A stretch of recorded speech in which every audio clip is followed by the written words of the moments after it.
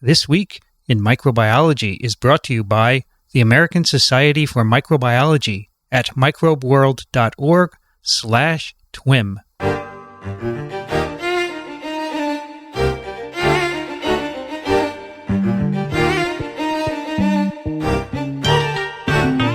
This Week in Microbiology, episode number 38, recorded on July 26, 2012. Hi, everybody. I'm Vincent Racaniello, and this is TWiM, the podcast that explores unseen life on Earth. Joining me today from Small Things Considered, Elio Schaechter. Well, how do you do? Very well. How are things in your part of the world? Very well. It's very warm here, though. Uh-huh. And I'm sure it's 72 degrees and sunny out there, right? Of course, that's all we ever know. Always the same. San Diego, that's in San Diego. Yeah. Also joining us today from my part of the country here on the East Coast from Yale University, Joe Handelsman. Well, hi. I'm looking forward to learning about our topics today. I don't know anything about pertussis. Well, the person who's going to lead us through pertussis is with us from the Medical University of South Carolina, Michael Schmidt. Hello, everyone. I think, Joe, the pertussis story will tie in nicely with the second paper that we're going to do, of which you are an author, because the interesting thing about pertussis is Bordetella pertussis only infects humans. It's unique to us. And so that plays into the story. But I thought I would start today, since the Olympics starts tomorrow, and it'll be in full swing by the time this goes up online. I thought I would bring to your attention an essay that appeared in the August issue of Nature Review's Microbiology, and it's appropriately entitled The Microbial Olympics. And it's brought to us by Mary Ewell, a friend to Small Things Considered, and I view Mary and Elio as my muse in trying to make our science approachable. And and I'm specifically going to comment on this essay, which is a series of small little essays on various aspects of microbiology that is really quite elegant in how it describes microbes using this wonderful Olympic metaphor. And the essay that I thought I would start to help everyone put what we're going to talk about today is this massive pertussis outbreak in Washington State. Over 3,000 cases since the first of the year, which is really pretty significant. And so I thought I'd introduce this concept by reading you the first paragraph of this essay, which is written by Steve Dingle, James Gurney, and Eric Pollack.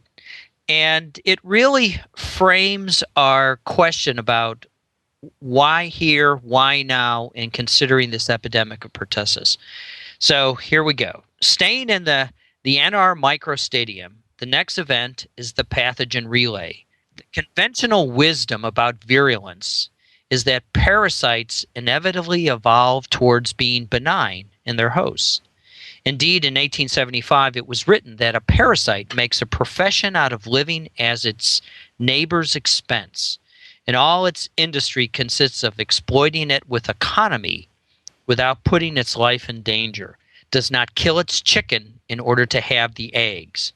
More recently, however, it was shown that if recovery and virulence are linked, then intermediate virulence is favored, and it has been suggested that the mechanism of transmission also influences virulence. Thus, a biological trade-off has been proposed. In this trade-off, virulence is an unavoidable consequence of transmission, and if a parasite evolves a high transmission rate, there must be a cost in terms of the length of the infection, which can mean either recovery or death of the host. The pathogen relay differs from other events at our Microbial Olympics in that it is the human hosts that line up at the starting line. Each is infected with a different pathogen, and it's these pathogens, each with a different transmission rate and level of virulence, that are the real Olympians. So now we move into our story of today. So this is from Morbidity and Mortality Weekly Report. It's from the July 20th issue, and it's entitled The Pertussis Epidemic, Washington 2012. And it starts off by saying, since mid-2011, a substantial rise in Bordetella pertussis cases has been reported in the state of Washington. In response to this increase, the Washington State Secretary of Health declared a pertussis epidemic on April 3rd, 2012. By 16 June, the reported number of cases in Washington had reached 2,520, and as of today, it's well over 3,000. Dr. Ann Schutt, who is the director of the National Center for Immunization and Respiratory Diseases, said that doctors across the United States have reported more than 18,000 cases of pertussis so far this year. This is the first time since 1959 since we've seen so many so early. So if you're interested in figuring out if it's in your neighborhood, I found this great interactive map that's hosted by the Council on Foreign Relations that the Bill Moyers group put out on the web. And I asked Ray to put it into the show notes so you could play with it to see whether or not pertussis or whooping cough is in your neck of the woods. And it's a classic heat map, and we're going to be seeing a different flavor of heat map in our second paper today. But this really puts it into perspective. Now, pertussis or Bordetella pertussis is this causative agent of whooping cough, which is produced as you attempt to draw breath over your partially closed glottis. And it makes this classic noise, which sounds, and I'm going to try to do the inspirational sound when you go, and you make these noises, and it's a paroxysmal cough, which is sudden and almost uncontrollable. And you can also follow this coughing fit with vomit. And oftentimes one goes with the other. And this problem is especially manifested in small children, especially infants under 1 year of age, where death can actually be the consequence. Hey, Michael, let me play this. Oh, you got the sound up? Yeah, you guys are not going to hear it for technical reasons, but our listeners will. So let me just give a couple of seconds of this.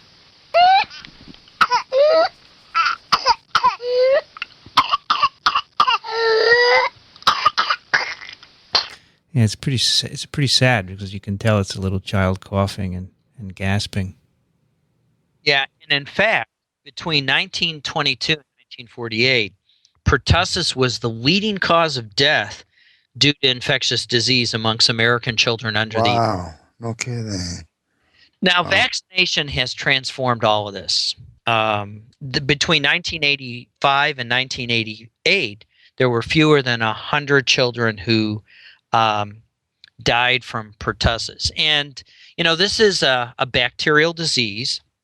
This is a gram-negative upper respiratory pathogen. I presume it's transmitted by aerosols, right?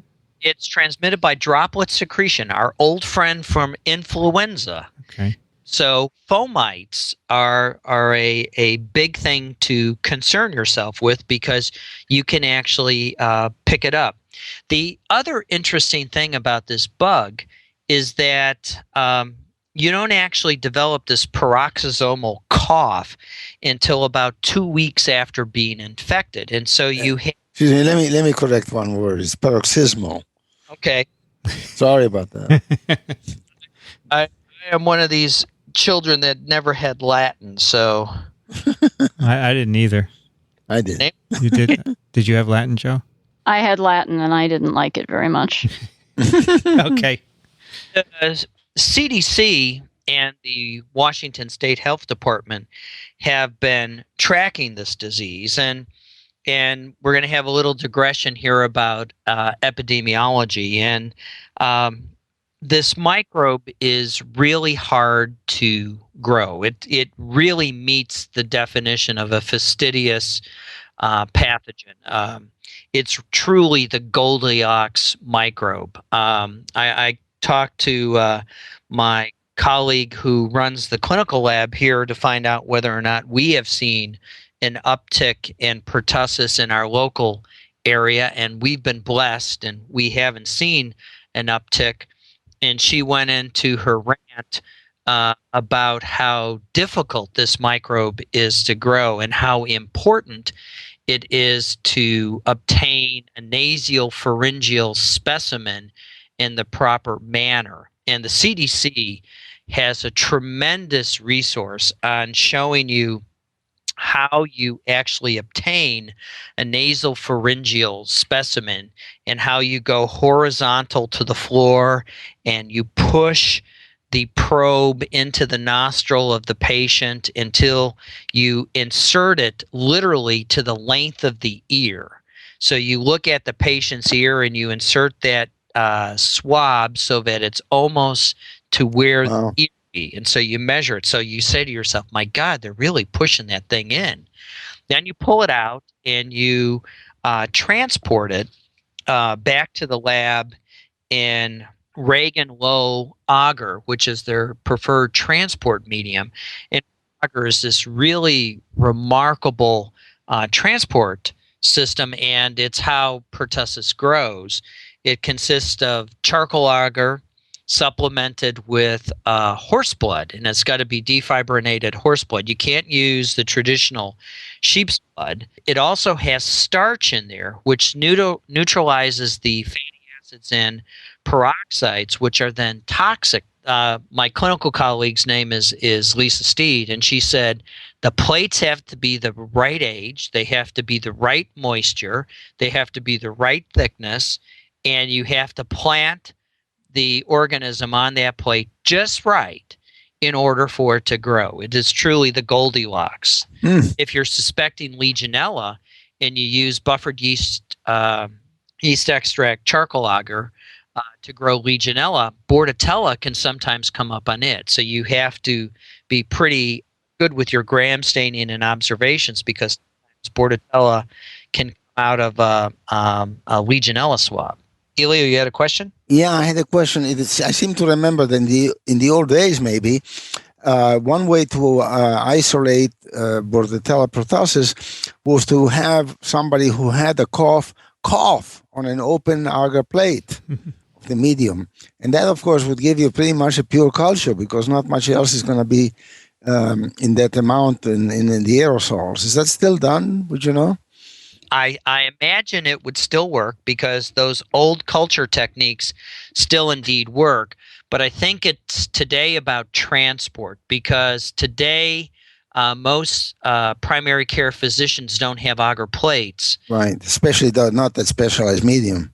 The Racaniello agar is relatively new. The other thing the Racaniello has in it, it has cephalexin, which inhibits the growth of flora from the nasal pharynx.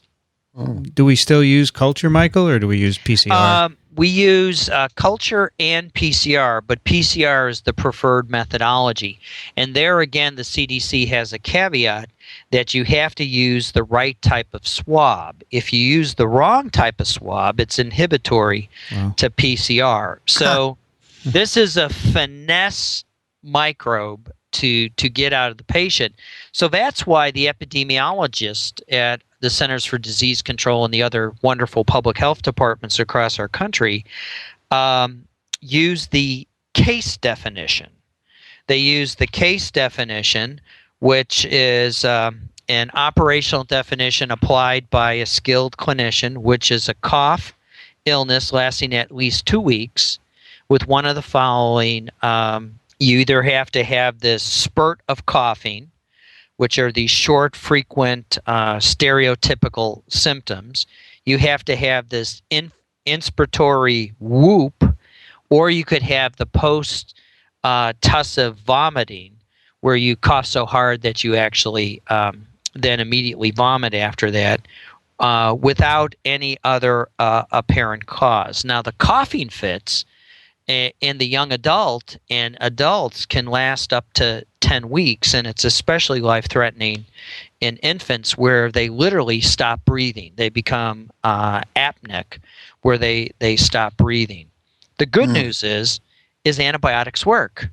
And the better news is it used to be erythromycin was the drug of choice, but they have now found that 500 milligram single dose of azithromycin on day 1 and then 250 milligrams on days 2 to 5, your classic Z-Pack, will actually work in adults, and in infants and children, azithromycin also works as well. So you again can treat it. It's also very important to treat before you develop the cough symptoms. So if you do have this 2 weeks before you develop this 10 weeks of cough, and you get antibiotics in that period of time, and typically if your mucous membranes are inflamed or you just feel cruddy and there's some upper respiratory thing going on, if you are seen by your physician, they may end up prescribing you antibiotics, and Z-Paks generally are one of the things that they classically prescribe. That'll actually lessen the severity and length of time that you're going to have this horrid cough. And no one wants to have 10 weeks of cough. Yeah. And Michael, let me ask you one question. Isn't it the case that the bug actually goes away pretty soon? And what the reason for the cough is the residual antigens that are left behind, or toxins that are left behind by the bugs, but you don't isolate the bug after a certain period of coughing. Is that right? A story analogous to that of post-streptococcal sequelae. Yes, and so that's where I was getting into now. The God-fearing microbiology section of this is looking at the virulence factors associated with Bordetella pertussis. And first and foremost, this is not a zoonotic infection. This is an infection only of humans. So we are the only host. So you can immediately appreciate vaccination will be solely... So this is an eradicable disease then, right? Yes. The other thing to appreciate is that the virulence factors, Pertussis toxin, it's our friend, the A and B toxin, where you have the dirty deed, the A portion that does all the nasty stuff, and then you have these B subunits that form this pentamer that facilitate the toxin's entry. So, it's the same type of toxin structure like our friend E. coli 0157's toxin, which is based on a Shiga toxin. It's like the heat labile enterotoxins like from E. coli. It's similar to cholera toxin. It's the same design. Mother Nature figured out how to make nasty toxins and didn't vary on the theme. And it's really interesting. The Pertussis toxin is released in an inactive state. And then what happens is it binds to the cell membranes, our cell membranes. It's taken up in an endosome, after which it undergoes this remarkable retrograde transport to the trans-Golgi apparatus and the ER. And at some point during transport, a subunit or promoter becomes activated through glutathione or ATP.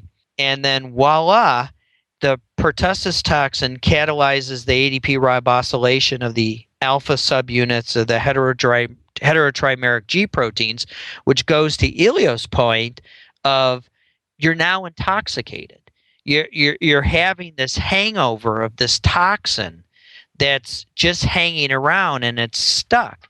And the virulence factors associated with this microbe are the filamentous hemagglutinin, you have perdactin, you have fimbriae, and you have tracheal cytotoxin, all of which compound the pathology that you're seeing. And so we now understand how this creature is causing this nasty syndrome in us, and which is the reason why we developed a vaccine for it, because it was killing so many children.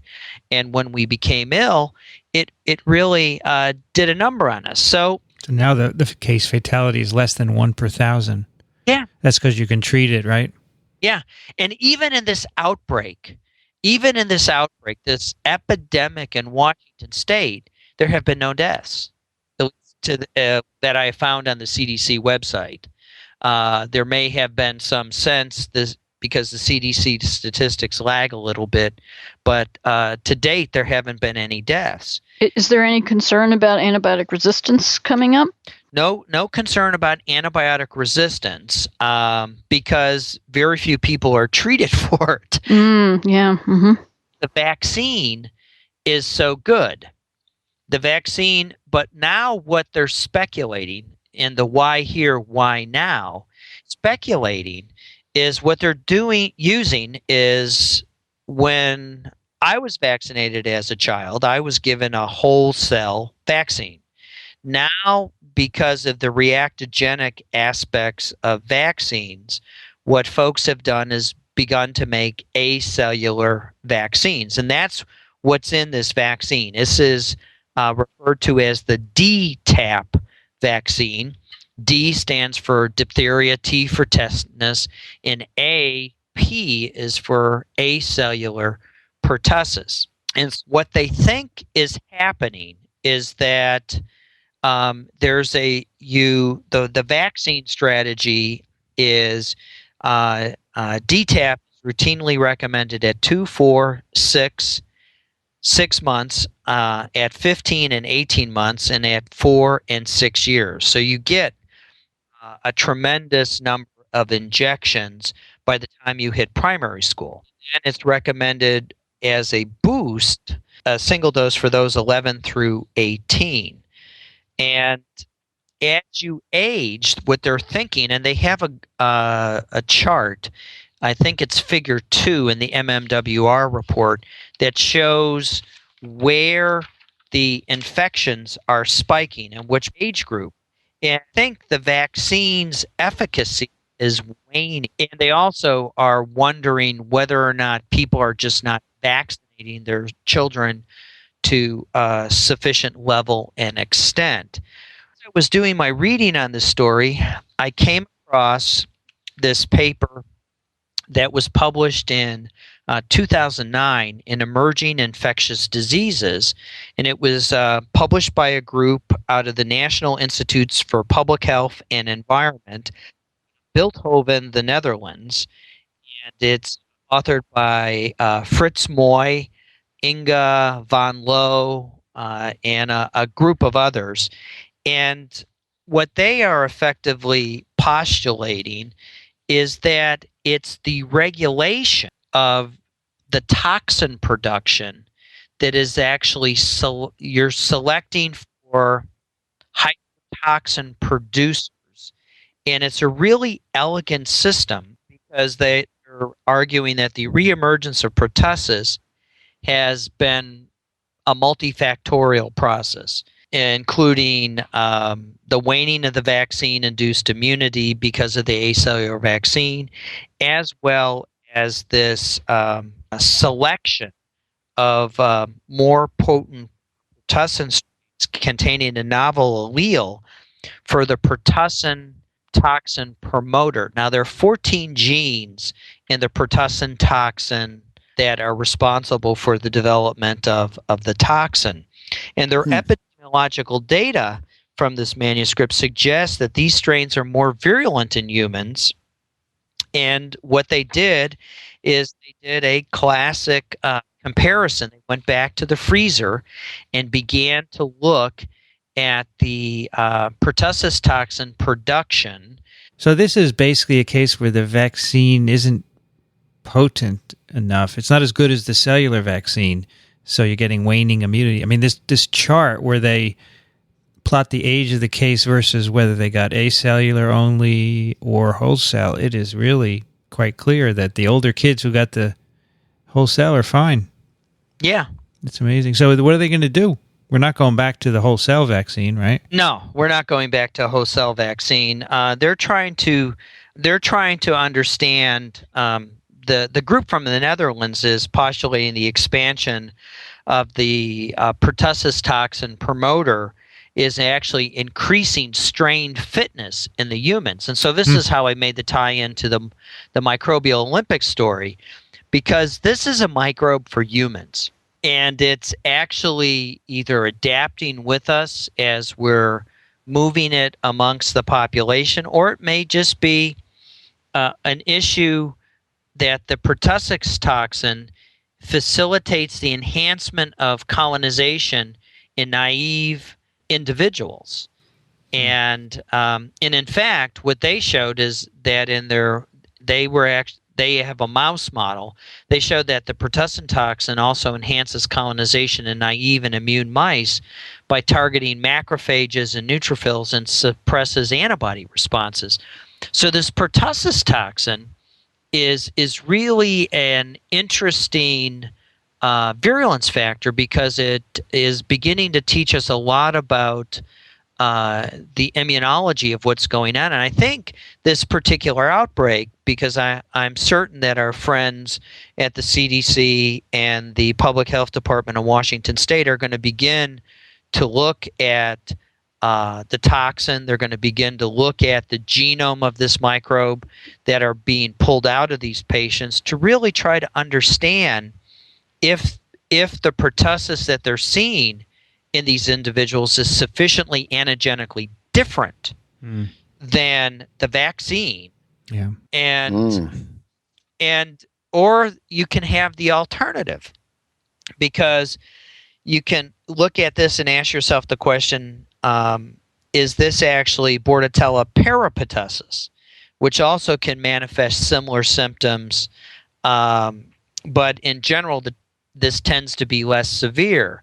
And since we have not had any deaths, maybe because we have antibiotics now, or maybe because we've selected a different microbe, I wonder if it's peripertussis, because I don't know, and I haven't had time to go and ground truth the cross-reactivity of the PCR to see if it will cross-react with peripertussis. Well, according to this, they say that of the 5,000 that they checked at Seattle Children's, 175 were, 90% were B pertussis and 5% were B parapertussis. So apparently the PCR can distinguish between the two. So that's not the issue, that it's parapertussis, Well, that is good. But so looking at all of these things, and there's also, since Vincent's on with us, we always have to bring in a virus. Our current ASM president, Jeff Miller, his labs investigates the trophism switching of the bacteriophage of Bordetella pertussis, Bordetella pertussis phage 1, which this particular phage initiates its infection by binding the cell surface receptor, whose virulence factor is perdactin. And so they're actually, and the other peculiar thing about the biology of pertussis is that it's cyclical. It comes up and down every 5 years or so, and which is again reminiscent of phage involvement. And so whether or not there's a phage involvement, and Jeff's done some really elegant work looking at how this particular phage actually engineers itself in order to adapt to the constantly changing microbial receptor suite. And so I think it's a very complicated story. I think it's more than parents just not vaccinating their children. Yeah, that's clearly. I mean, when I first heard about this, I thought that was it, right? Yeah. But it's a very small percentage of these kids have not been immunized. Right. And so when you look at all of these things together, I think this is really a case where we have adapt or die ecology working, because the human is the only game in town for this microbe. It can't jump to an animal unless there is an animal that we haven't just figured out that pertussis can jump to. But this has adapt or die ecology that we're seeing in real time, because by virtue of the fact that we got smart enough to vaccinate to try to eradicate this microbe, it's trying to adapt, or it's going to die off. It could be that the kind of subpar immunity provided by this acellular vaccine allows low level circulation without serious symptoms, and that is enhanced. That's selecting for the properties that we've been talking about. It's interesting. They don't offer any suggestions in this article about what to do except try to increase immunization coverage. But it seems to me if the vaccine is not lasting long enough, that something else has to be done, right? Well, the cellular vaccine, the old vaccine, seemed to last longer. Yeah. And so maybe they should go back and reformulate the vaccine, maybe not using whole cells, but figuring out what it was in the old one, which prolonged the immunity period. So, Michael, you said pretty emphatically that they wouldn't go back to the cellular one. Why is that? Because it's so reactive. It's so reactive, and the child becomes extremely fussy, and it's part of that cocktail of diphtheria, tetanus, and pertussis. And I'm old enough to have remembrance of those horrible tetanus shots that had all three of those things in it, and it felt like someone beat you with a bat. And so I think that's why. And most people there could be something in the cellular component which helps the prolongation of the immunity. Sure. Yes. Sure, for sure. Maybe it's hard to find, but it's worth looking for. It's probably something that stimulates innate immunity, and that gives you a really good adaptive response. Right. Got to figure out what that is and put it back in, or maybe use an adjuvant or something that would really get you a better adaptive response. Well, I think that's what our friends in the flu industry are learning about, the amount of antigen to give in a flu vaccine, and they're tinkering with lowering the concentration of antigen in flu vaccines by increasing the concentration of adjuvant. And I think if we take a page from our friends in flu of minimizing, or maybe that's what's happened. Maybe our friends in flu have taught the vaccine makers to minimize the antigen and maximize the adjuvant, and maybe that's why it's not working.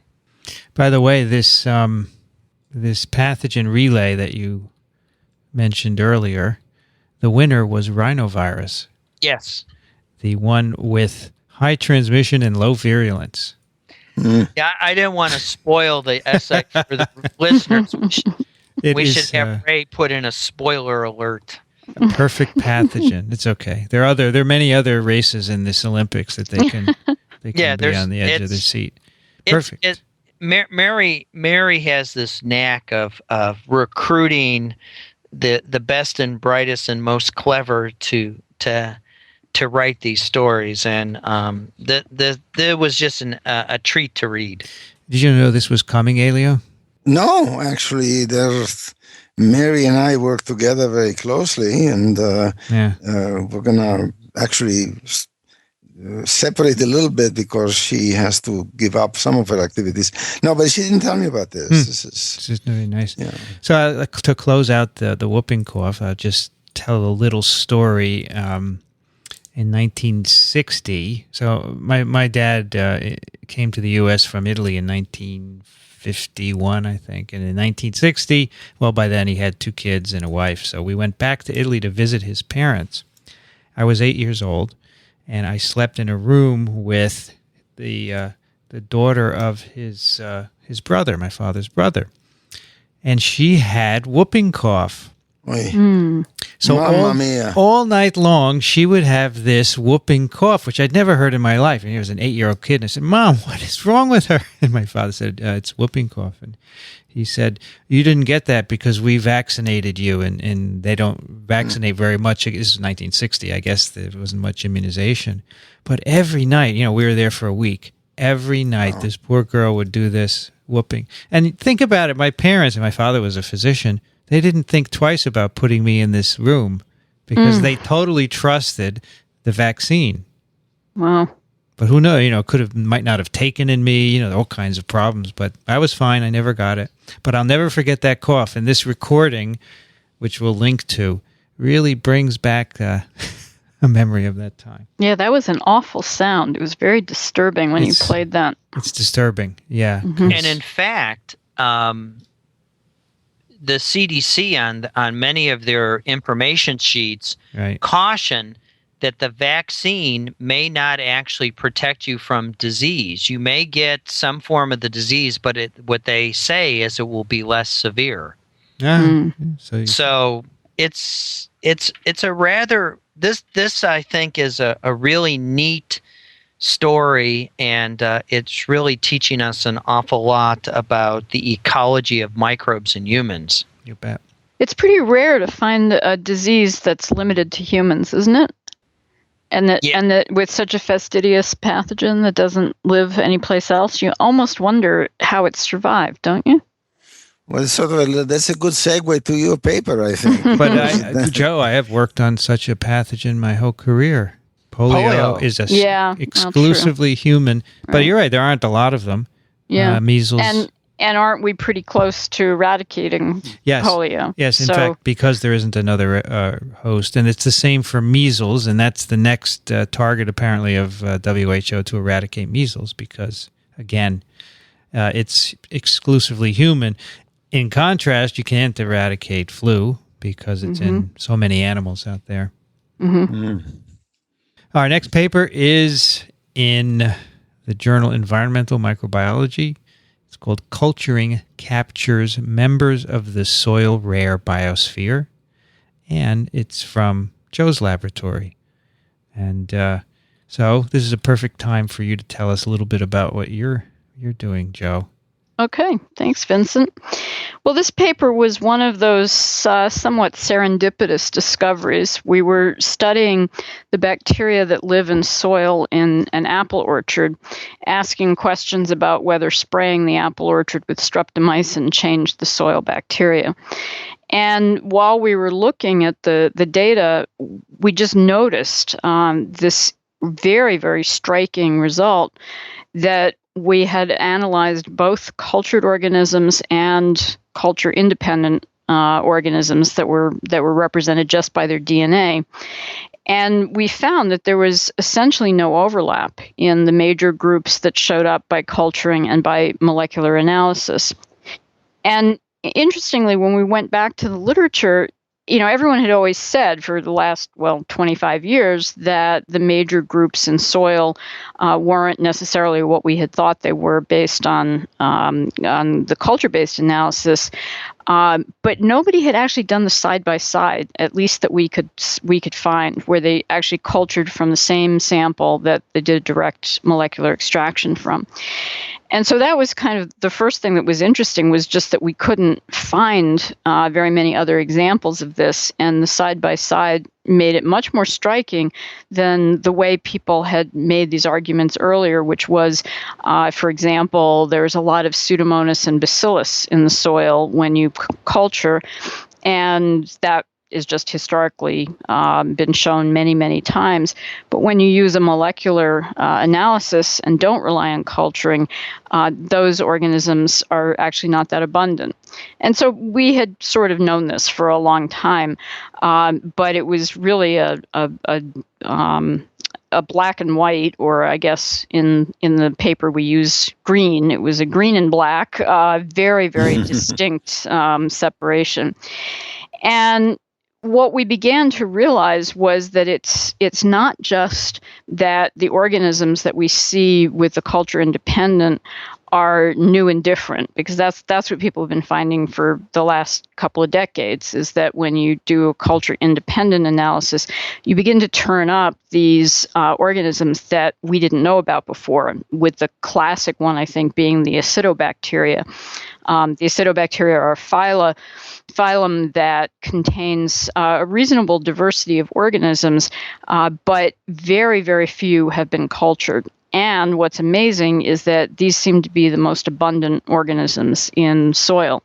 So when people do a molecular analysis of soil, the acidobacteria are very often, but somewhere between 15 and 30% of the sequences. And we know so little about it because the phylum is represented in culture by just a few isolates.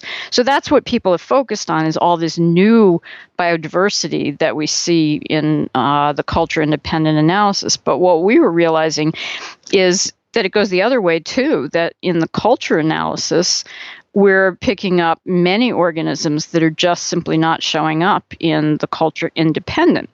So that made us realize, in a sort of backward way, we came at this through the back door, that this new concept of the rare biosphere, which has kind of taken hold in the last few years, it's been touted as sort of the next, or perhaps last, big frontier of microbiology, is the concept of these organisms that are extremely low abundance, but still might have important functions in the environment. And there's been a lot of debate about it. There have been some interests from foundations and some funding agencies, federal funding agencies, and a number of scientists who have kind of touted this as a very, potentially very important part of microbiology that we sort of ignore. Because things that are in low abundance are, of course, very hard to pick up and consequently hard to associate with function. And so there's been this debate. There was the American Academy of Microbiology did a report that really made a strong statement about the unknown quality of the rare biosphere. And what we found was striking was that the rare biosphere may not be, at least components of it, may not be quite as unknown as people have been saying, because in fact, these very low abundance organisms are showing up in our cultures. And so it was kind of an ironic result that after so many years of saying that culturing isn't really capturing the diversity or even important diversity of environments like soil, we found that, in fact, this rare biosphere, these rare organisms are being cultured. That's the only thing that's being cultured in our hands. But what was even more amazing is, of course, the rare biosphere is important. And this whole debate about whether it's important or whether it's not, as far as I'm concerned, in this soil sample was put to rest because organisms that we know are critical, like rhizobia that fix nitrogen, or certain groups of actinobacteria that produce antibiotics, are among those in the rare biosphere. And so there's really no doubt, based on 120 years of culturing microbiology, that at least some of the organisms in the soil rare biosphere are pretty important to the ecology of the soil.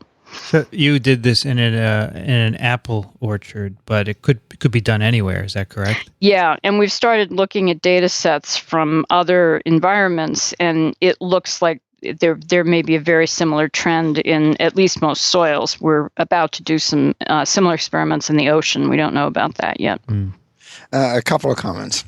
First of all, our listeners should be aware that the term metagenomics was coined by none other than Jo, and that she has played an immense role in the development of environmental microbiology seen through that technique. So it's something very satisfying that it is her lab that comes up with this intelligence that cultivation is not out of the picture. On the contrary, so I think this should be lauded for that, and there's poetic justice in it. There's a certain symmetry in this that I find pleasing. Now, the argument, as many listeners are aware of, is that a lot of people have said that metagenomics is a runaway technology that does not take into account the beauties of cultivation. And this is a justification of that argument in a way. Much of the argument has been fairly strident and I think a little bit over the edge, but this certainly has been, there's every reason to bring sanity back into the picture and to say both things are important. After all, in microbiology, we are used to the fact that a single bacterium can become umpteen million bacteria in no time at all. Mm-hmm. So the idea that the bacterium is present in small numbers shouldn't faze us.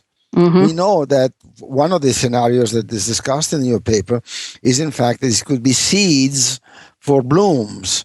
And that's one scenario, but it's certainly something that every microbiologist should keep in mind, that the numbers are a very difficult thing to really gnaw at in microbiology. Small numbers can be just as important as big numbers. Well, when I was a graduate student, we used to teach this class to undergraduate micro majors that was based on, the work of Stanier and Van Niel, where you would literally design an enrichment. And one of my classmates always made fun of me because I would ask the student, where do you get dirt? And, this was in Indiana, and, they think I grew up in Chicago, so a city boy doesn't know where you get dirt. But it's really a profound question when you're doing the classic enrichment microbiology, where you're designing media to select out from a complex population that one unique species. And so where do you get dirt is a really profound question because it really, especially when now we have this beautiful metagenomic data. And I've been always intrigued by one of the terms that you introduce in this paper to the reader again, talking about OTUs, which are these operational taxonomic units, especially in terms of the uncultured microbes. So I want to get it from, if you will, straight from the horse's mouth, asking Joe, how do you think of them? Is an OTU an individual genus, a species, a strain? Since it's all based on 16S technology or 16S sequences, which, because of what 16S does, you may miss the richness. Because I'm reminded, I did some work on silage microbes, the microbes that ensile whole plant corn silage and wheat and other things. And, the 16S, there's so many different species of lactobacilli, but they all effectively have the same 16S gene, so you may actually miss them. So, looking at to ensure a conservative estimate of richness, singleton OTUs were omitted. And that's what I think that's your most intriguing statement in this paper, is that to be conservative, you omit something. And so that's why I want to understand what you think of an OTU is. So an operational taxonomic unit is a group that shares a degree of sequence similarity. So the beauty of the phrase or the acronym is that you can set your stringency at any level, and an OTU could approximate a strain, a group of strains, a species, a genus, family. You can go right up to phylum by setting the percent identity. And I think it was Norm Pace who proposed about, I think, a little more than a decade ago, that we use a 97% cutoff for species. So if the members of an OTU differ by no more than 3%, then we consider them one species. And that may grossly underestimate the diversity. In some cases, maybe it overestimates, but probably underestimates. But it gives us at least a functional way of grouping similar organisms or the sequences that come from them, and getting at least relative senses of biodiversity. It probably doesn't relate to a very biological concept of species, but interestingly, it does correlate with some of the classical taxonomy. Not always, but some of the time. So maybe at least in some groups of organisms, that degree of sequence similarity is associated with a classical sense of what the taxon was. So if we set the stringency much lower so that organisms can differ by, say, as much as 5% of their 16S sequence, then we move to a genus. Or if we move down to maybe 90% similarity, or they are allowed to have as much as 10% divergence, then we may be more at the family level or beyond. And so the lower cutoffs are a little bit hard to define. We don't really have a good sense of where a family ends and a phylum begins and those kinds of things, because in bacteria, taxonomy just is a lot more ambiguous, I think, biologically than in eukaryotes. But at least at the high stringency, where we're asking that the 16S genes of the members of the group differ by no more than 3%, I think we do have a pretty consistent sense of the amount of biodiversity by that definition. And it's just a definition. It's not anything absolute. It's just a definition. And it is really interesting to compare the level of diversity when we use that kind of cutoff across soil versus ocean water versus in culturing versus non-culture based methods. And it really does give us a very nice relative sense, but it's not an absolute. Does that help? Terrific. Oh, it helps. It's, having been tortured unmercifully by Norm for many years as a graduate student. That's right. You're Indiana. I forgot. Oh, yeah. Yeah. I got asked all sorts of interesting questions during qualifying exams. At ocean pressures, does the dielectric constant of water change sufficiently to alter protein synthesis? Things along those lines. Norm was he had fun with graduate students. Tell us who you mean by Norm. Oh, Norm Pace.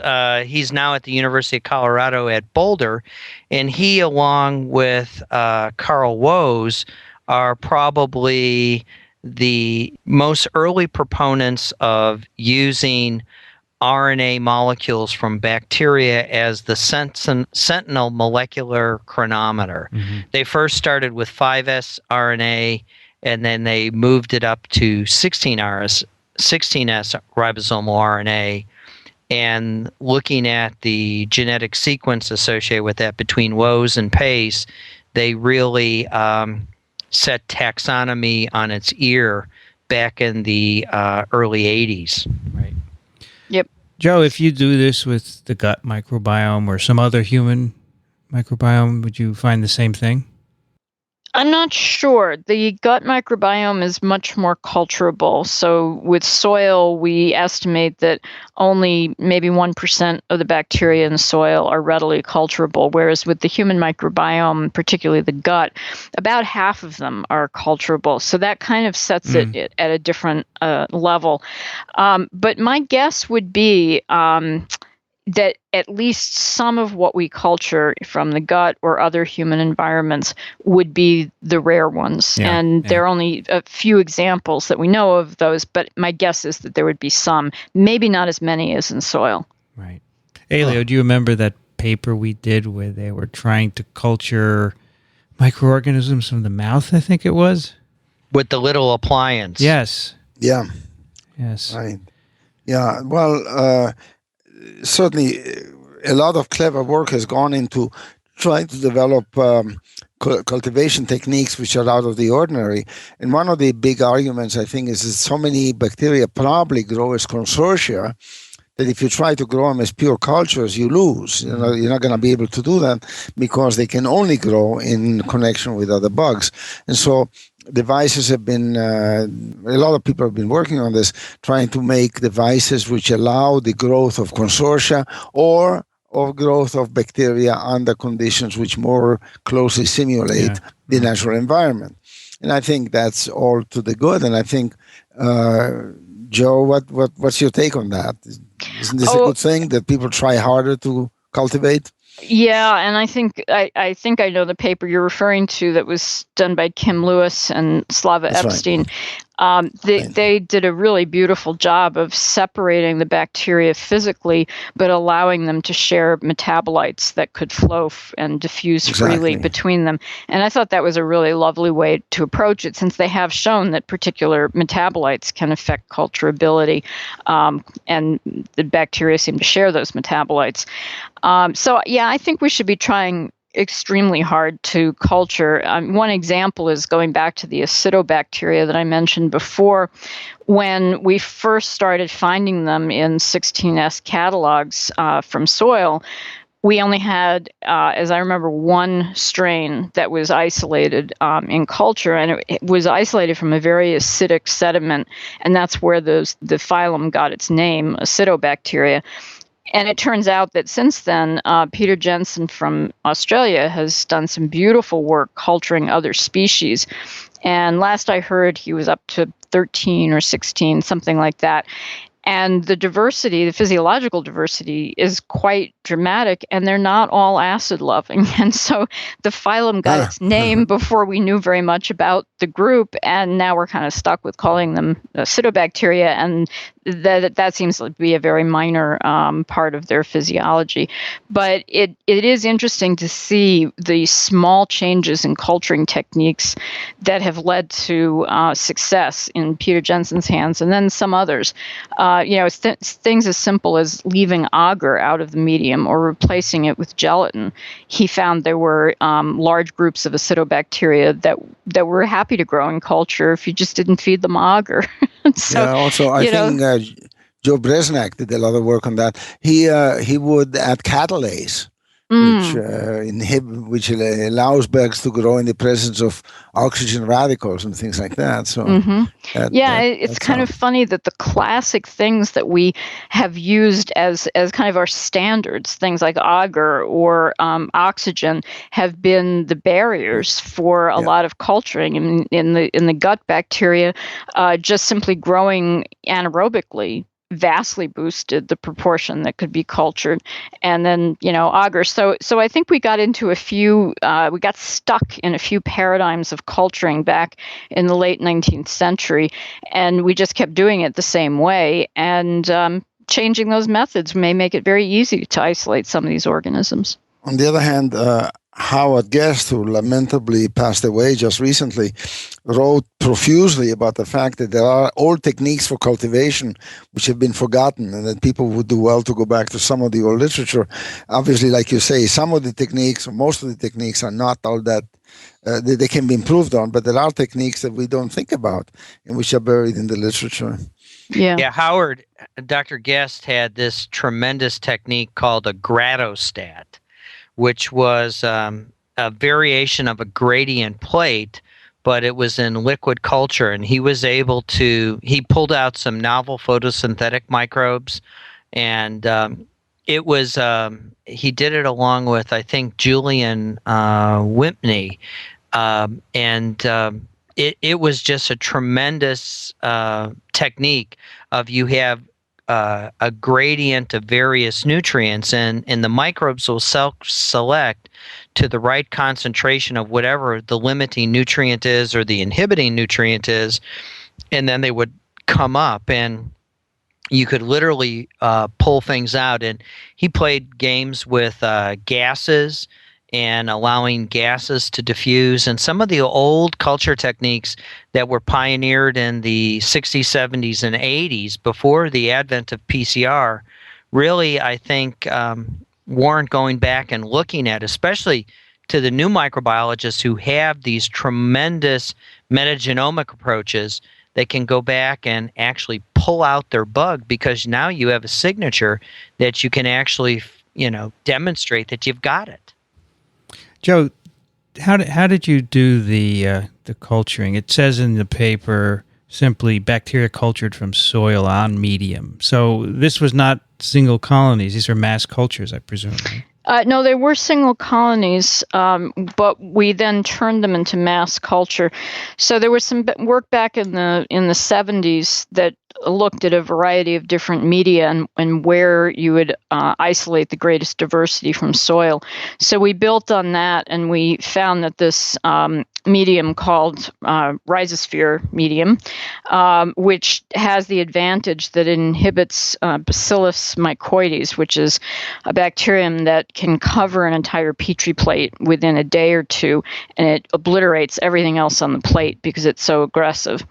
And so if you have mycoides... And beautiful, yes. And it swirls in a beautiful spiral way, and you can make mutants that spiral in a different direction.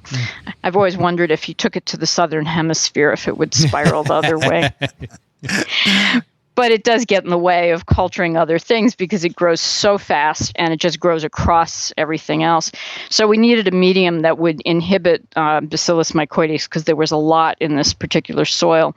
And so we only used this one media condition, the Rhizosphere medium, and we cultured under not very hot, not very cold conditions. And then we would look at the isolated colonies, and sometimes we picked those and studied them, but most often we would just scrape everything on the plate and then freeze the mixture. And so it's a very crude method of getting the equivalent 16S analysis of the cultured organisms. We would then treat them just the way we treat DNA extracted from soil. We would extract from that whole mixture of cultured organisms and look at the 16S distribution among those. So it's not representative, quantitatively, because of course how fast an organism grows on the Petri plate will dictate its representation in our mush, our mix. That would be not representative in the soil at all. But of course that's why we found that these were the rare biosphere organisms, because they were so infrequent in the soil and yet abundant on our Petri plates. Well, I consider this a hallmark paper. I think it'll be, it's what I call a paradigm shiftlet. It's not it shifts the paradigm some. Mm-hmm.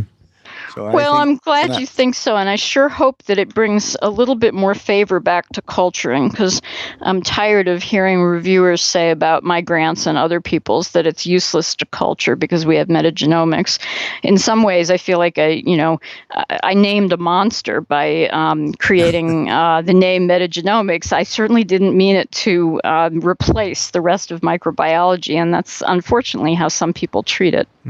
Yeah, it's right. interesting. It's an interesting well, thing. Good for you. What you really made, a big achievement.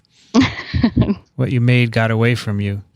Yes, or it's been used in an inappropriate way, in my opinion.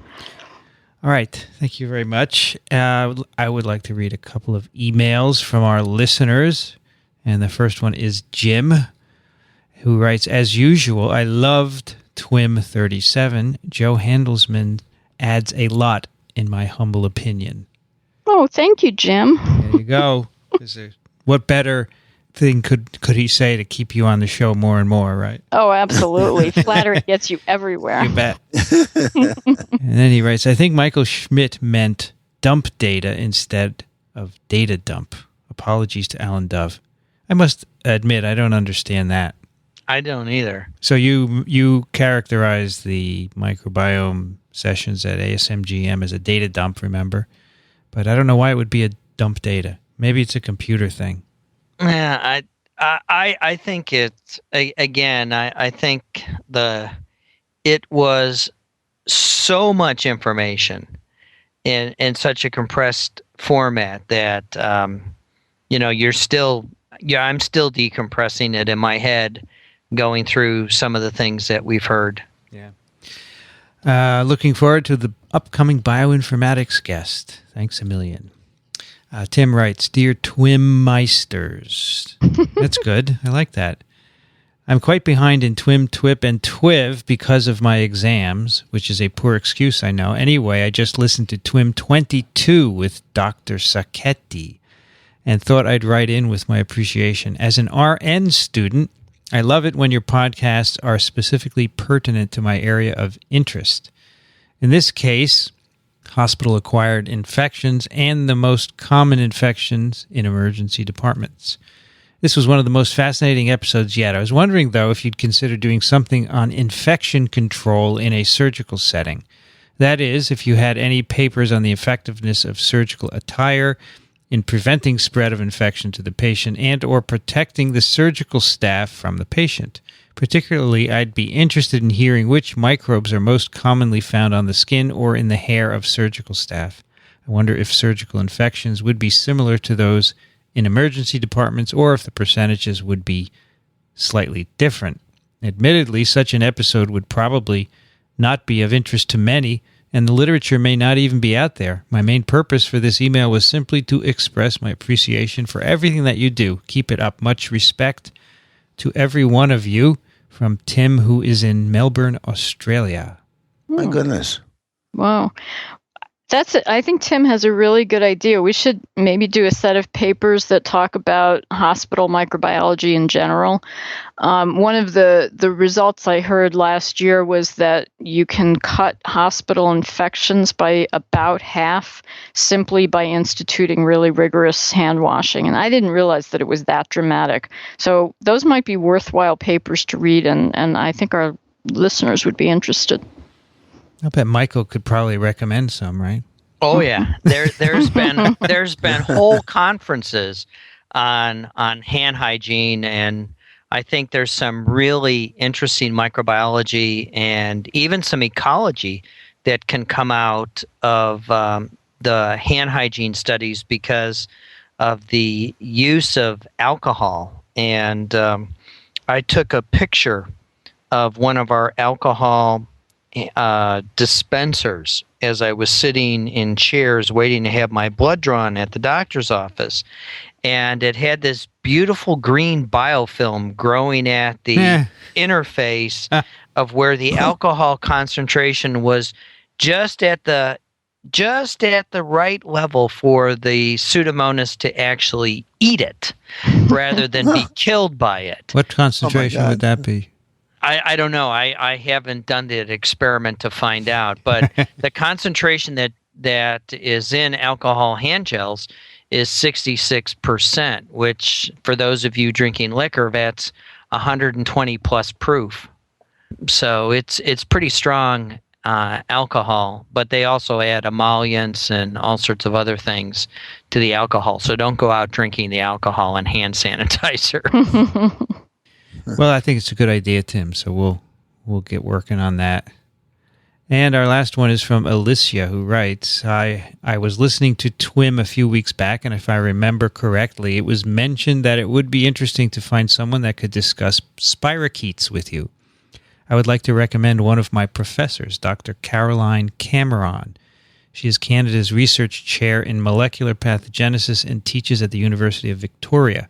I have spoken with her, and if you have any future papers concerning spirochetes, especially Treponema pallidum, subspecies pallidum, or Leptospira, she would be interested in participating. I hope you do an episode.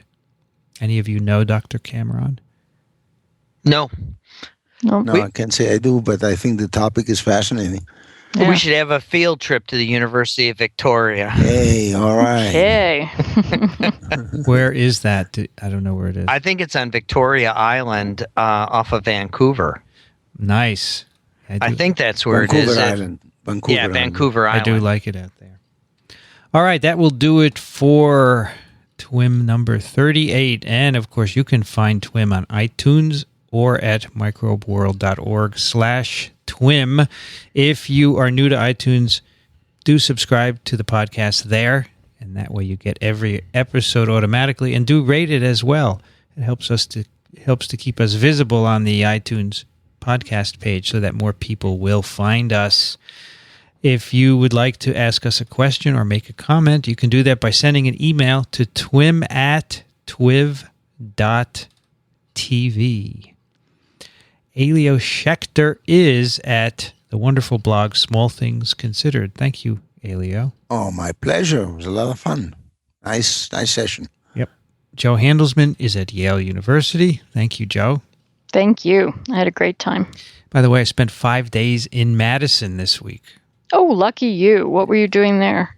The American Society for Virology conference, which is at that wonderful Monona Terrace Convention Center. I don't know if you've ever been there. Oh, of course. The Frank Lloyd Wright design. Yeah. Mm-hmm. It's great. Great view, great facility. And was the virology meeting good? Oh, it was fabulous.